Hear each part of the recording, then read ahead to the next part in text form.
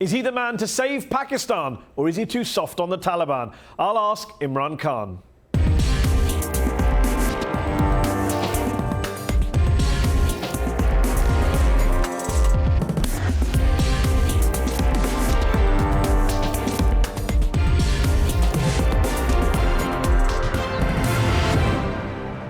I'm Mehdi. Hassan. This week, Hillary Clinton became the official Democratic nominee for president. But will voters on the left come out and back her come the election in November? I'll ask top economist and Bernie Sanders advisor Professor Jeffrey Sachs, who's called her a danger to world peace. But first, to his fans, he's the face of a new, honest, uncorrupt Pakistan. The cricket captain turned political leader. In the eyes of his opponents, he's an apologist for the Taliban, at a time when Pakistan is plagued by violence and militancy. This week's headliner from Islamabad, Imran Khan.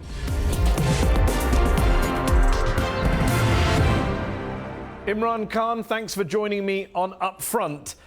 You have suggested that Nawaz Sharif, Pakistani Prime Minister, has lost moral authority, should stand down from office because he has no credibility after his alleged involvement in tax dodging, offshore accounts, the so-called Panama Papers in which he and his family's names appeared.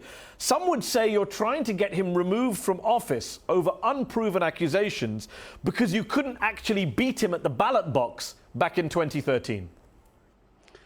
Well, Mehdi, the issue of Panama Papers or Panama leaks is quite straightforward. That there were offshore companies belonging to Nawaz Sharif's children. They weren't declared by Nawaz Sharif. The companies belonged to his daughter, who was a dependent. And these companies bought property millions of dollars worth in England. So he's implicated in it because he didn't declare the money. He's accused of concealment of assets. He's accused of tax evasion, corruption, and money laundering. But do you want Nawaz Sharif to stand down? Is it your position is he should stand down from office? No, we want him to answer. Basically, Article 40 of the Constitution of Pakistan says that the Prime Minister and the Cabinet are answerable to the Parliament in case of breaking the law or abusing taxpayers' money. They are answerable to the Parliament, which is what democracy is. So basically, we're just asking him to give us the answers. In the wake of the recent failed military coup in Turkey, you said people would celebrate and distribute sweets if there was a military takeover in Pakistan, which prompted the government to accuse you of being shameful, indulging in a conspiracy. The Dawn newspaper accused you of threatening the democratic order, of betraying the constitution of Pakistan. What do you say to them? Well, Mehdi, in 1999, there was a coup against Nawaz Sharif, who is now again the Prime Minister. And the sweet shops in Lahore ran out of sweets because everyone was distributing sweets. Now, I was basically comparing the two coups.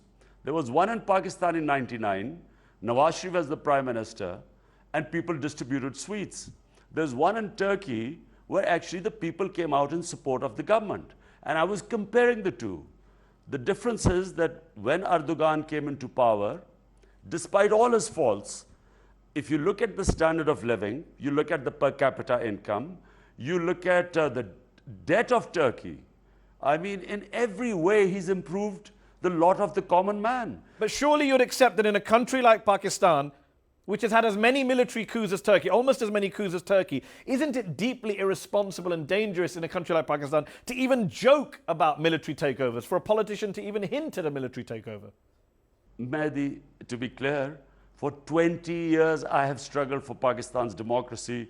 I started with nothing. I didn't come from a political family.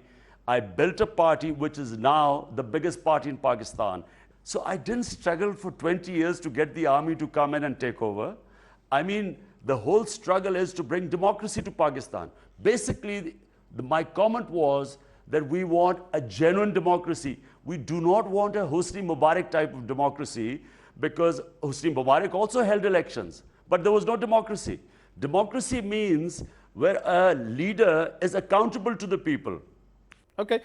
You've been accused of being not just too close to the military, but also you've been accused of being soft on the Taliban, of being linked to the Taliban. Some of your critics have even dubbed you Taliban Khan, because in the words of the Pakistani journalist Cyril Almeida, you've, quote, mainstreamed extremism. It's an allegation, even in the West, in the outside world, we hear more and more that Imran Khan is soft on the Taliban, that he distinguishes between good and bad Taliban. What's your response to such criticisms? Firstly, what is the evidence that I'm close to the military? When General Musharraf was in power, when we had General Musharraf, a military dictator in power, I was the only leader, political leader who was sent to jail. I was his biggest opponent. I was against his military rule, probably, which is why I was the only one sent to jail. All the rest were house arrested. Now, second, Taliban. Most people do not understand the whole Taliban syndrome. The phenomena of Taliban has to be understood that there were no militant Taliban in Pakistan when 9/11 took place. There were no militant Taliban in Pakistan right up till 2004. The militancy started in Pakistan when Pakistan Army went into our tribal areas. The tribal areas of Pakistan are per capita are the most weaponized place on earth. It has more weapons than anywhere else. So when the Pakistan Army went into the tribal areas, collateral damage took place because there were villages that were being bombed, women and children were being killed. And our Taliban was not an ideological movement. The ideological part would be barely 5%. Basically, it was a reaction of Pakistan Army perceived to be going into the tribal areas on behest of the Americans, supposedly to flush Al-Qaeda, which had come in from Afghanistan after Tora Bora. And so we did not have ideological Taliban as a movement. But a lot of people would say you're very good at analyzing the subject, you're very good at understanding the problem, but you don't condemn it as much as other people. We all agree that the Pakistani Taliban are a product of war, of militancy, of the war on terror, whatever you want to get into the root causes. But ultimately, they are a vicious group that kill civilians, and people like yourself, the critics say, don't condemn them enough. This is absolute nonsense. It's just not true. All you have to do is look at my statements for the past 10 years. Every bomb attack any human being would condemn where innocents are being killed. Do you consider the Taliban to be a terrorist group? Yes, yes, they are. Anyone who kills innocent people are terrorists. They have killed, and there are 50 different groups. Remember one thing, Mehdi, there are 50 different Taliban groups, or at one point there are less now, but at one point, 50 different groups called themselves Taliban. Amongst them were drug mafia, land mafia, smugglers. But the main group, the TTP in 2014, asked for you to be a mediator on their behalf in talks with the government. You turned them down, but the fact is that one of the world's most vicious groups picked you to be their go-between with the Pakistani government. Why do you think that is? So there was an all-parties conference in Pakistan. All the parties decided that there should be a dialogue to make with the one who could be reconciled. So once this was agreed, the government started a dialogue or proceeded to talk to the Taliban for a dialogue. So once that happened, then the request came from Taliban, okay, the ones who they find credible, one of them was me, which of course I refused. And that dialogue was sabotaged by a drone attack. Before the dialogue could start, the head of that Taliban was killed by a drone attack, and that was the end of the talks. On the ideological front, the former president of Pakistan, Asif Ali Zardari, recently criticized you for your party's decision at a regional level to allocate 300 million rupees, around $3 million US, to the Darul Uloom Haqqaniya, which has been dubbed the University of Jihad because of the number of Taliban fighters who have come through its ranks. Former President Zardari says that your party giving them money is the legitimization of the Taliban and an undermining of Pakistan's fight against the Taliban. This is Zardari, like so many of the Muslim corrupt rulers, ex-rulers, trying to win Western support by saying, you know, how liberal they are and, you know, how anti-Taliban they are. And this has totally out of context, this whole thing is being said. Now, let me just explain. what is my party's view on madrasas. When you marginalize people, as you're finding in the West, you radicalize them. Marginalization leads to radicalization.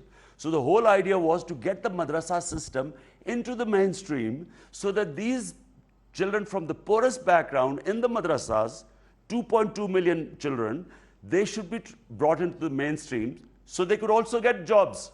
But have you mainstreamed that University of Jihad now? Have you succeeded in mainstreaming it? Firstly, it's, all the governments, if it was a university for jihad, it should have been shut down. Because, there was Asif Zardari's government was in power for 5 years. Why didn't he shut it down? It's not just the Taliban's intolerance that's threatening Pakistan today. You have Ahmadis being persecuted by the state, Shias regularly being targeted and massacred. Would you get rid of the blasphemy laws, for example, which were brought in during the Soviet war and which lead to a lot of minorities, Ahmadis, Christians, getting lynched, being put on trial, being sentenced to death? Would you get rid of those repressive laws? First of all, the background of blasphemy law is this, that blasphemy law was brought in by the British, not at the time of General Zia, as it's wrongly perceived. The British brought it because when in villages where Hindu, Muslim, Sikhs, Christians were living, easily a riot could take place if someone said something against something bad about someone sacred to one of the religions. So the British brought this blasphemy law. It was actually to prevent, there would be legal action against anyone who caused mischief. Unfortunately, Mehdi, in the 80s, we got these sectarian groups. First time we saw Shia, Sunni killing each other. We never had this before in Pakistan. Shia and Sunnis lived together before. But would you as Prime Minister repeal those blasphemy laws that are used to target Christians, Ahmadis and others? Mehdi, it's not the laws. The laws are not a problem.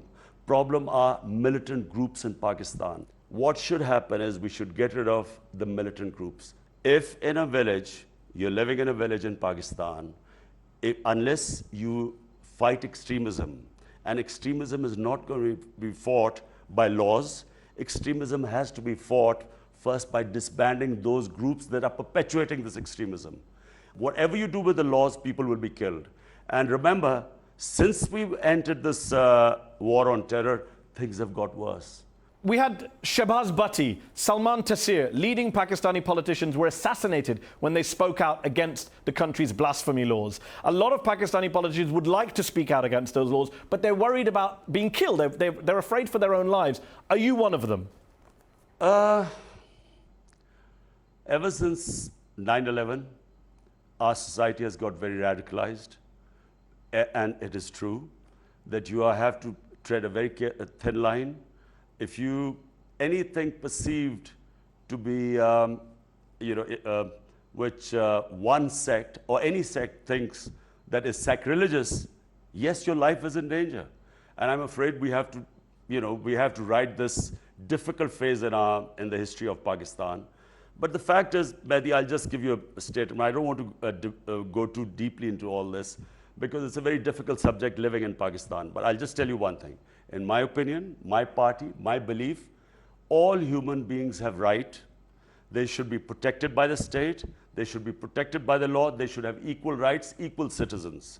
And what is happening, unfortunately, in the name of religion is painful for all of us. Because this is not, in our opinion, most Pakistanis' opinion, this is not what Islam is. Do you extend equal rights to Ahmadis? All human beings have equal rights. Anyone who's a Pakistani has an equal right. The Constitution should protect him. He's an equal citizen. Back in the day, you were captain of the Pakistani cricket team. The nation's hopes and dreams rested on your shoulders. Is it fair to say that in a sports-mad country like Pakistan, it's harder, there's more pressure being a Pakistani cricket captain than being a Pakistani political leader? It was a very good training ground for what was to follow in Pakistani politics. Had I not had that experience of 10 years of captaincy, which is the longest tenure of anyone in our history, I wouldn't have lasted this long in politics. Imran Khan, thanks for joining me on UpFront.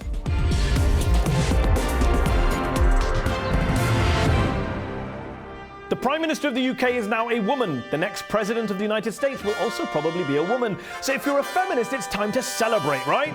Not quite.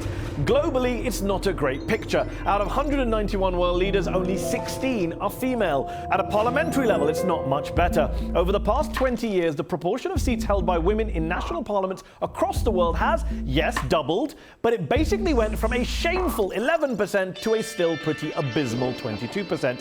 Women, for the record, make up half the world's population. So at a political level, waiting for gender equality to happen naturally, organically, spontaneously, doesn't seem to be working. But you know what does seem to work? Big bad quotas. Yes, positive discrimination. Take Rwanda. In 2003, the Rwandan government mandated that 30% of all representatives must be women. Today, Rwanda's lower house is 64% female, the highest proportion in the world. As Martin Luther King Jr. observed, you can't legislate to change morals, but you can legislate to change people's habits, and then over time, their attitudes and their hearts. Look at Argentina, where in 1991, a law passed insisting at least 30% of candidates running for office must be women. And today, women account for 36% of the lower house and 42% of the Senate. Compare and contrast that with many quota-free nations, including the US, which with its less than 20% female Congress, ranks a sad 96th in the world. But don't you want women there purely on the basis of their merit, say the critics of quotas? Well, hold on, the men aren't there purely on the basis of merit. They're in office, in power, because of centuries of positive discrimination in their favor. In fact, studies in the US show that women may be more effective legislators than men, sponsor more bills than men do, and deliver more funding to their districts. Above all else, more women in government, in parliament, tends to lead to less violence and less war. Okay, there are obviously exceptions to every rule. But studies have shown that as the percentage of women in parliament increases by 5%, a state is 5 times less likely to use violence when faced with an international crisis. So to recap, there aren't enough women in power, there's a way to get more, and if we get more, there might be more money and less war. What's not to like about that?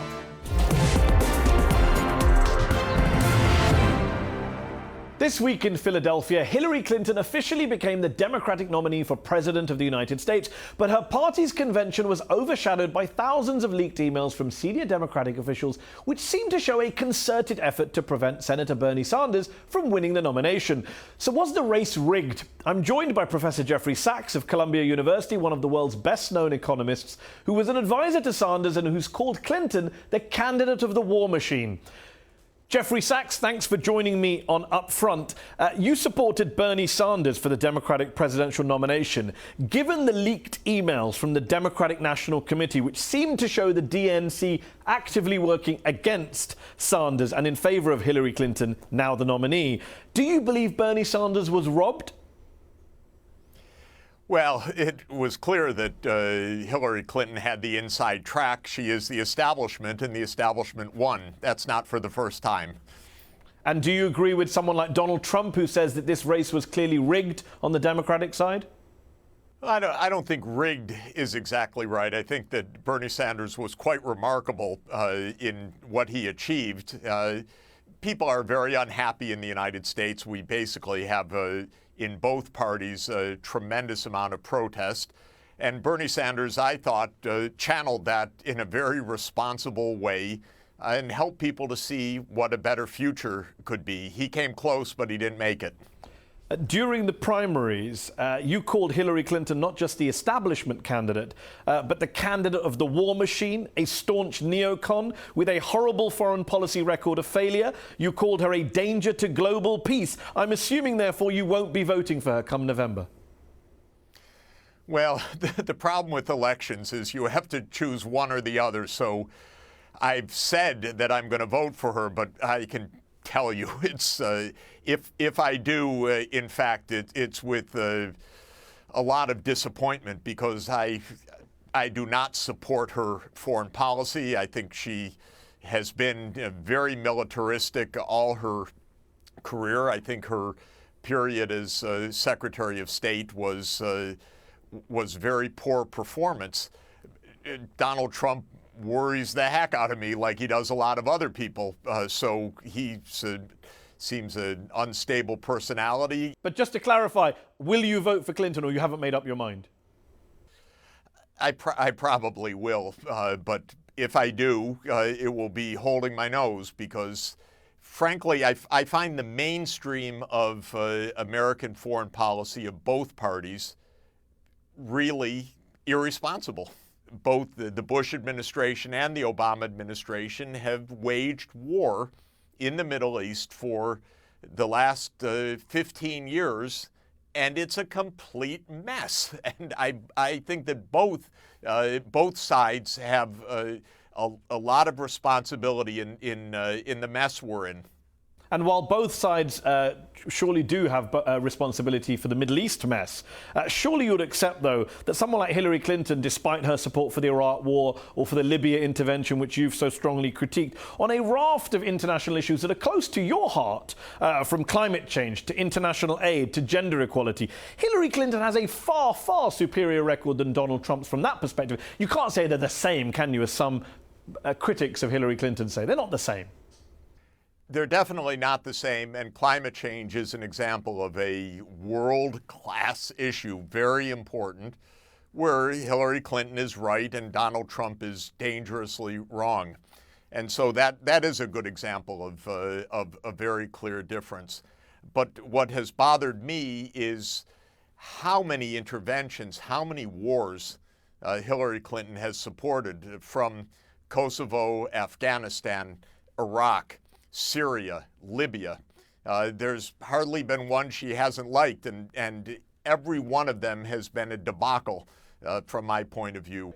Returning to domestic politics, you say you're not going to vote for Trump and you'll vote for Clinton, even though you preferred Sanders to be the presidential candidate. Are you worried that a lot of Sanders supporters aren't going to vote for Clinton? They're going to stay at home, or maybe some of them might even vote for Trump, especially after these emails which suggest that, the party was working against Sanders. There's a lot of resentment against Clinton on the Sanders side. And might they then let Trump into the White House through the back door?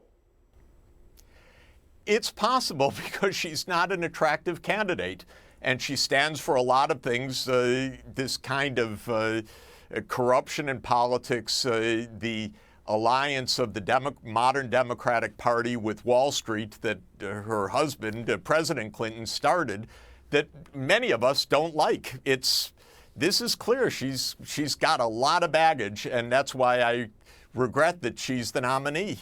But, again, in an election, you have to make choices. But do you personally know of Sanders supporters who, unlike you, aren't going to vote for Clinton? Can you say, oh, wow, I've actually noticed that happening, that phenomenon? When I tweeted a couple of weeks ago that I would vote for Clinton, boy, did I hear a lot of response, never Clinton kind of response. So, but you would accept that never Clinton means Trump in the White House, doesn't it? Of course, it makes it more likely. That's why I said that I would vote for Clinton, but again, holding my nose. Okay, and on Trump, what is behind the Donald Trump phenomenon, in your view, the rise of this reality TV star? There's a big debate as to whether what's driving his support is economic insecurity, white working class voters who haven't seen a rise in real income for years, or is it racial insecurity, racial anxiety, white working class voters who don't like the idea of a majority-minority America, who want their country back? Which camp do you stand in when you look at the rise of Trump? Where do you think his support comes from? I'm sure that it's both, and I'm sure that it's the same phenomenon that fueled Brexit, the same phenomenon that is fueling a lot of anti-immigrant, working-class parties all through Europe. This is not a U.S. alone phenomenon. Each candidate has their special features, and in America, it's not surprising, in fact, that reality TV becomes reality in some bizarre way. How much does that worry you, especially the racist aspect of it? How much does that worry you? Well, it worries me a lot because it's extremely ugly, and there's a lot of hate. And in this country, in the United States right now, it's shocking. Basically, police are getting shot, and young African Americans, unarmed, are getting shot, and the two sides cannot even discuss this as one reality or as in any way holding both of those facts in place sometimes. So it's very frightening. Jeffrey Sachs, thanks for joining me on UpFront. Oh, thank you. Pleasure to be with you. That's our show. UpFront will be back.